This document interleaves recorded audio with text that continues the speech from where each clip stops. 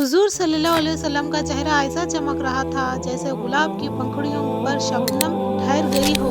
फरिश्ते अपना काम मुकम्मल कर चुके थे। सीना फिर से वैसा ही था, मगर दिल से हर मैल निकाल दिया गया था। ये मंजर देखकर बीबी हलीमा का दिल जोर से धड़क उठा।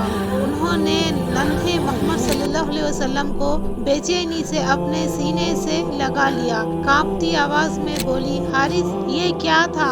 कहीं इस बच्चे को कोई नुकसान तो नहीं पहुंचा?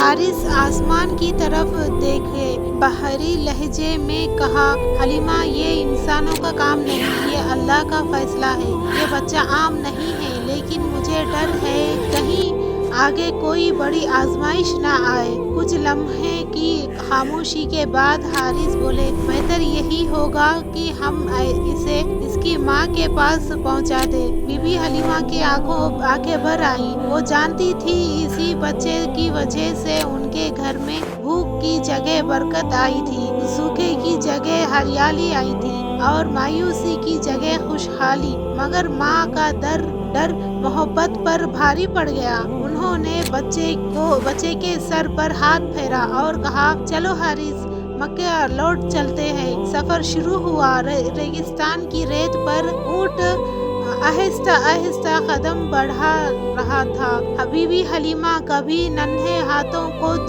थाम लेती तो कभी उसे अपने सीने से और खास कर लगा लेती। उनका दिल डर और मोहब्बत के दरमियान झूलता रहा।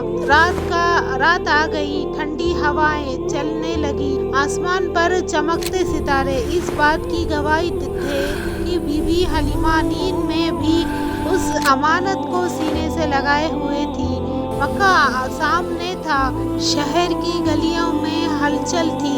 बीबी हलीमा ने ऊंट रोका, हुजूर सल्लल्लाहु अलैहि वसल्लम का हाथ थामा और बीबी आमिना के घर पहुंच गई। दरवाजा खटखटाया गया। बीबी आमिना बाहर आई। उनका चेहरा नूर से चमक रहा था। बीबी हलीमा की आंखों से आंसू बहन निकले। कांपती आवाज में बोली, आमिना, मैं आपका बेटा वापस करने आई हूँ। मैं डर गई हूँ। रेगिस्तान में इसके साथ एक अजीब वाक़या पेश आया। इसका सीना खोला गया और फिर जोड़ दिया गया। मुझे लगा कहीं कोई मुसीबत न आ पड़े। ये बच्चा मेरा बस का नहीं। बीबी आमिना मुस्कुराई। उन्होंने बेटे को चूमा, उनकी मासूम आंखों में देखा और इत्मीनान से कहा, हलीमा, डर मत, मेरा बेटा कोई आम बच्चा नहीं। जब ये मेरे रहम में था तब भी मैंने अजीब अजीब मंजर देखे थे। आगे क्या हुआ